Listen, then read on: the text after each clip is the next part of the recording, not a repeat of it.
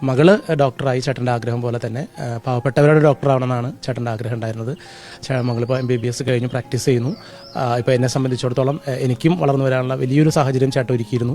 അപ്പോൾ നമ്മളും PhD doctorate കിട്ടി, കലാമണ്ഡലത്തിലെ ഒരു അസിസ്റ്റൻറ്റ് പ്രൊഫസറായിട്ട് ജോലി കിട്ടി.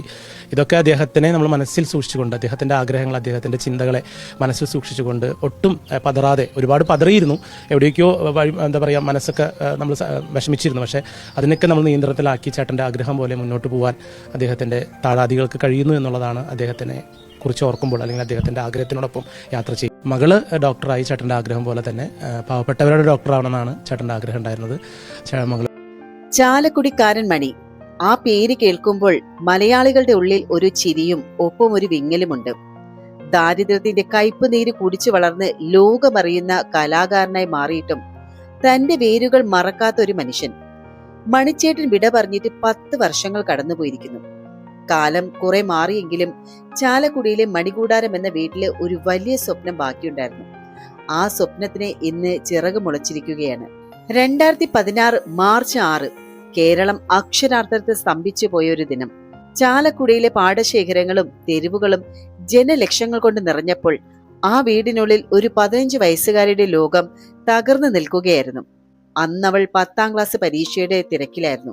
അച്ഛന്റെ ചേതനറ്റ ശരീരം കാണുമ്പോഴും അവളുടെ കാതുകളിൽ അച്ഛൻ എന്നും പറഞ്ഞിരുന്ന ഒരു വാചകം മുഴങ്ങുന്നുണ്ടായിരുന്നു: എന്റെ മോൾ ഒരു ഡോക്ടർ ആകണം, പാവപ്പെട്ടവരെ സഹായിക്കണം എന്നുള്ളത്.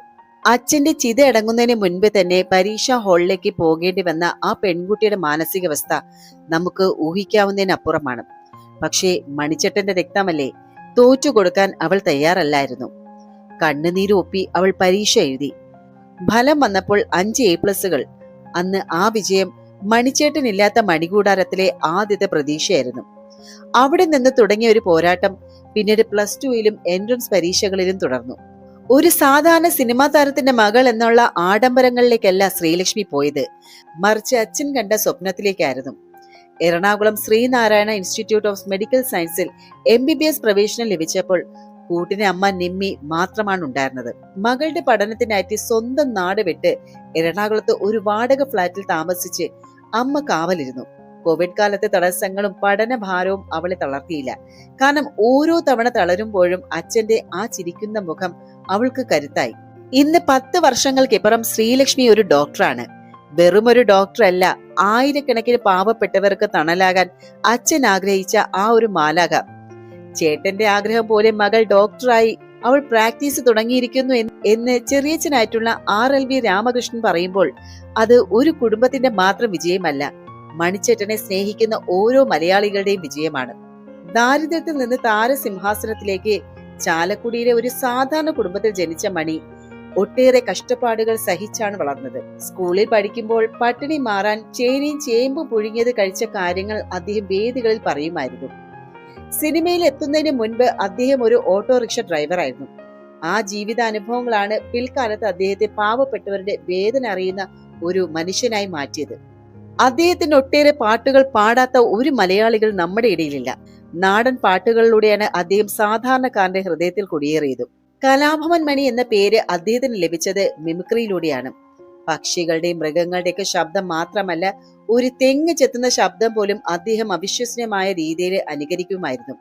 അദ്ദേഹത്തിന്റെ ചിരി പോലും ഒരു പ്രത്യേക താളത്തിലുള്ളതായിരുന്നു. അത് അനുകരിക്കാത്ത മിമിക്രി കലാകാരന്മാർ കുറവാണ്. കോമഡി വേഷങ്ങളിലൂടെ വന്ന് പിന്നീട് വില്ലനായും നായകനായും അദ്ദേഹം തിളങ്ങി. ദേശീയ പുരസ്കാരം, അതായത് വാസുദി ലക്ഷ്മിയും പിന്നെ ഞാനും എന്നുള്ള സിനിമയിലെ അന്ധനായിട്ടുള്ള ഒരു ക്യാരക്ടർ, ഒരു കഥാപാത്രം അദ്ദേഹത്തിന് ദേശീയ പുരസ്കാര വേദിയിൽ പ്രത്യേക ജൂറി പരാമർശം നേടിക്കൊടുത്തു.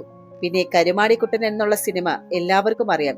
ഈ സിനിമയിലെ അഭിനയം അദ്ദേഹത്തിന്റെ കരിയറിലെ മറ്റൊരു നാഴികക്കല്ലായിരുന്നു. മണിച്ചേട്ടൻ എപ്പോഴും പാവങ്ങളുടെ തോഴൻ എന്ന പേരിൽ തന്നെ അറിയപ്പെടുന്നത്. അദ്ദേഹത്തെ മറ്റുള്ളവരിൽ നിന്ന് വ്യത്യസ്തനാക്കുന്നതും അദ്ദേഹത്തിന്റെ ജീവകാരുണ്യ പ്രവർത്തനങ്ങൾ തന്നെയാണ്. സഹായം ചോദിച്ച് ചാലക്കുടിയിലെ മണികൂടാരം എന്ന വീട്ടിലെത്തുന്ന ആരെയും അദ്ദേഹം വെറും കൈയോടെ വിടില്ലായിരുന്നു. ഓട്ടോ ഡ്രൈവർമാർക്കും സാധാരണക്കാർക്കും വേണ്ടി അദ്ദേഹം എന്നും നിലകൊണ്ടു. തന്റെ മകളെ ഡോക്ടറാക്കി പാവപ്പെട്ടവർക്ക് സേവനം നൽകണം എന്നത് അദ്ദേഹത്തിന് വലിയൊരു ആഗ്രഹമായിരുന്നു. 2016 മാർച്ച് 6 അദ്ദേഹം വിട പറഞ്ഞെങ്കിലും ഇന്നും ചാലക്കുടി പുഴയുടെ തീരത്തും മലയാളികളുടെ മനസ്സിലും ആ പാട്ടും ചിരിയും മുഴങ്ങുന്നുണ്ട്. താൻ വളർന്നു വന്ന വഴികൾ മറക്കാത്ത, ഒരു താരജാടകളില്ലാത്ത ഒരു പച്ചയായ മനുഷ്യനായിരുന്നു അദ്ദേഹം. അദ്ദേഹത്തിന്റെ വിയോഗം ഒരു അപ്രതീക്ഷിത വിയോഗം തന്നെയായിരുന്നു. തന്റെ പാടിയിൽ സുഹൃത്തുക്കൾക്കൊപ്പം സമയം ചിലവഴിക്കുന്നതിനിടെ രക്തം ഛർദ്ദിച്ചതിനെ തുടർന്ന് അദ്ദേഹത്തെ ആശുപത്രിയിൽ പ്രവേശിപ്പിക്കുകയായിരുന്നു.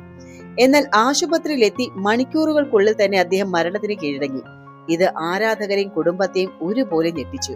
അദ്ദേഹത്തിന്റെ മരണശേഷം നടന്ന ആന്തരിക അവയവ പരിശോധനയിൽ അദ്ദേഹത്തിന്റെ ശരീരത്തിൽ ക്ലോർപെരിഫോസ് എന്നുള്ള കീടനാശിനിയുടെ അംശവും മെഥനോളും കണ്ടെത്തി. ഇതോടെയാണ് മരണം സ്വാഭാവികമല്ല എന്നും കൊലപാതകമോ അല്ലെങ്കിൽ ആത്മഹത്യയോ ആകാം എന്നുള്ള ഒരു അഭ്യൂഹങ്ങൾ ശക്തമായത്. ഇത് അന്വേഷണ ഏജൻസികൾ ആദ്യം ലോക്കൽ പോലീസിനും പിന്നീട് ക്രൈം ബ്രാഞ്ചിനും കേസ് അന്വേഷിച്ചു. എന്നാൽ മരണകാരണം സംബന്ധിച്ച് വ്യക്തമായിട്ടുള്ള സൂചനകൾ ലഭിക്കാത്തതിനെ തുടർന്ന് കുടുംബത്തിന്റെ ആവശ്യപ്രകാരം കേസ് CBI ഏറ്റെടുത്തു. അദ്ദേഹത്തിന്റെ സുഹൃത്തുക്കളടക്കം സഹായികളെയും നുണപരിശോധനയ്ക്ക് വിധേയനാക്കി.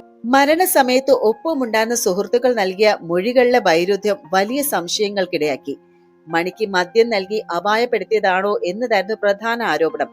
സാമ്പത്തിക തർക്കങ്ങളും ഉണ്ട്. അതായത് മണിയുടെ വലിയ സ്വത്തുക്കളും സാമ്പത്തിക ഇടപാടുകളും മരണത്തിന് കാരണമായിട്ടുണ്ടാകാമെന്ന് ചിലരും വിശ്വസിച്ചു.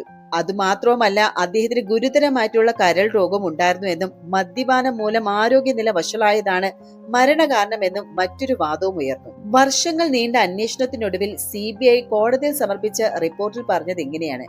അതായത് മണിയുടേത് ഒരു കൊലപാതകമല്ല, മദ്യപാനവും കരൾ രോഗവും മൂലമുണ്ടായ ശാരീരിക തകർച്ചയാണ് മരണത്തിന് കാരണമായതെന്നും അതുമാത്രവുമല്ല, ഭക്ഷണത്തിലൂടെയോ മറ്റോ അറിയാതെ ഉള്ളിൽ ചെന്നതാകാം ഈ ഒരു കീടനാശിനിയുടെ അംശമെന്നും റിപ്പോർട്ടിൽ സൂചിപ്പിച്ചു. എന്തായാലും മണിച്ചേട്ടന്റെ മരണം മലയാളികൾക്ക് ഇന്നും ഒരു വിങ്ങൽ തന്നെയാണ്. ആ ശരീരത്തിൽ എങ്ങനെ ഒരു വിഷാംശം എത്തി എന്നതിനെ ചൊല്ലി പോലീസും CBIയും വർഷങ്ങളോളം അന്വേഷണം നടത്തി. പ്രിയപ്പെട്ടവരിൽ തന്നെ ചിലർ സംശയ നിഴലിലുമായി. നിയമ പോരാട്ടങ്ങളും നീണ്ടുപോയി. ഒരു കലാകാരൻ എന്നതിലുപരി ആ കുടുംബത്തിന് താങ്ങായി നിൽക്കേണ്ട ഒരു മനുഷ്യന്റെ വേർപാട് പല വിധത്തിലുള്ള അഭ്യൂഹങ്ങളാൽ ചർച്ച ചെയ്യപ്പെട്ടു. എന്നാൽ ഈ വിവാദങ്ങൾക്കും ദുരൂഹതകൾക്കും മറുപടി നൽകാൻ നിൽക്കാതെ തന്റെ ലക്ഷ്യത്തിലേക്ക് മാത്രം കണ്ണു നട്ട ഒരാളുണ്ടായിരുന്നു, മണിച്ചേട്ടന്റെ മകൾ ശ്രീലക്ഷ്മി.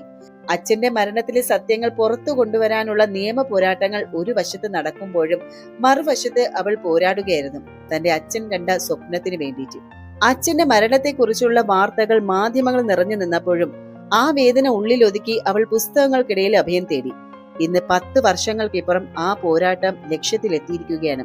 വിവാദങ്ങൾ കെട്ടടങ്ങാം, അന്വേഷണ റിപ്പോർട്ടുകൾ ഫയലുകളിൽ വിശ്രമിക്കാം. പക്ഷെ ചാലക്കുടിയുടെ മണ്ണിൽ തന്റെ അച്ഛന്റെ പേരിനൊപ്പം ഒരു ഡോക്ടർ പദവി കൂടി ചേർത്തുകൊണ്ട് ശ്രീലക്ഷ്മി തെളിയിക്കുന്നത് ഒന്നാണ്: മണിച്ചേട്ടൻ മരിച്ചിട്ടില്ല. അദ്ദേഹത്തിന്റെ സ്വപ്നങ്ങളിലൂടെ, മകളിലൂടെ ഇന്നും നമുക്കിടയിൽ ജീവിക്കുന്നു എന്നുള്ളത്. അച്ഛൻ നൽകിയ ആ വലിയ പാഠം, പാവങ്ങളെ സ്നേഹിക്കുക എന്നുള്ളത്, ഇനി ഡോക്ടർ ശ്രീലക്ഷ്മിയിലൂടെ ഈ ഒരു നാട് അനുഭവിക്കാൻ പോകുന്നു. ശ്രീലക്ഷ്മിക്ക് എല്ലാവിധ ആശംസകളും.